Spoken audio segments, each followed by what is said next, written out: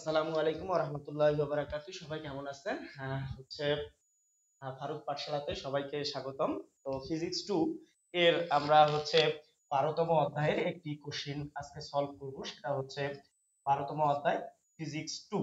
তো আহ, এটা হচ্ছে ডিপ্লোমা যারা সিএসসি তে থার্ড সেমিস্টার রয়েছে কম্পিউটার তাদের জন্য এবং ইলেকট্রিক্যাল যারা সেকেন্ড সেমিস্টার রয়েছে তাদের জন্য।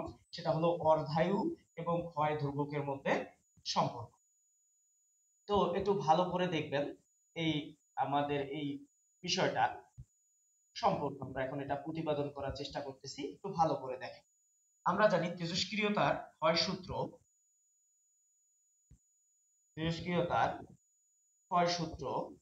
তো তেজস্ক্রিয়তা যে সকল মৌলের পারমাণবিক সংখ্যা 82 এর বেশি তাদেরকে তেজস্ক্রিয় মৌল বলা হচ্ছে, যারা আলফা বিটা গামা রশ্মি বিকিরণ করে থাকে। তেজস্ক্রিয়তার ক্ষয় সূত্র হচ্ছে n সমান সমান n naught e minus lambda t. এখন অর্ধায়ু যদি ধরে নেই, তারা বলছে অর্ধায়ু টি সমান সমান টি হাফ, এবং তাহলে এই অক্ষত পরমাণুটাও কি হলো, অর্ধেকে পরিণত হলো। অতএব এই মানটা যদি এখন 1 নম্বরে বসাই দেই, তাহলে কি দাঁড়ায়, n নট ডিভাইডেড বাই 2, তাহলে n naught e minus lambda T. n not উভয় দিক থেকে উঠাই দিলে হাফ সমান সমান e মাইনাস ল্যামডা টি। দেখেন এই হাফটাকে ইটাকে যদি এদিকে নিয়ে আসতে চাই তাহলে একটা লন বা লগ আসে, লন বসাইতে পারি, হাফ সমান সমান মাইনাস ল্যামডা টি। এখন এই হাফ যে আমরা পাইলাম লন, এই যে ই সংখ্যাটা আমরা লিখেছি, এটা যদি আমরা ক্যালকুলেটরে চাপি তখন আমরা দেখতে পাবো এর মান হচ্ছে 0.693 সমান সমান মাইনাস ল্যামডা, সরি এখানে টি হাফ হবে প্রত্যেকটাতে। তো এখন তাহলে ল্যামডা টি হাফ ইকুয়াল এটা আমরা পাইলাম। উভয় দিক থেকে মাইনাস যদি উঠে দেই 0.693 ডিভাইডেড বাই কি ল্যামডা ইকুয়াল টি হাফ।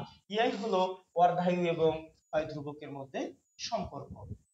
অর্ধায়ু এবং ক্ষয় ধ্রুবকের মধ্যে সম্পর্ক আপনারা মধ্যে সম্পর্ক আমরা আরো ফিজিক্স 1 এবং ফিজিক্স 2 যারা ডিপ্লোমাতে পড়াশোনা করে তাদের সকল ভিডিওগুলো ধীরে ধীরে আপলোড করব। আমাদের চ্যানেলটির সাথে যদি থাকেন তাহলে অবশ্যই সাবস্ক্রাইব করবেন, এবং অন্য কেউ যদি থাকে আপনার পরিচিত আমাদের চ্যানেলটিকে সাবস্ক্রাইব করার চেষ্টা করবেন। এবং ক্লাস 9 এবং 10 এর যে আমাদের ফিজিক্স রয়েছে পদার্থবিজ্ঞান, তো ওই আমরা ফিজিক্সের প্রত্যেকটা চ্যাপ্টারে সৃজনশীল এবং অতি সংক্ষিপ্ত, সৃজনশীল এবং সংক্ষিপ্ত এবং এমসিকিউ প্রশ্ন নিয়ে আলোচনা করব।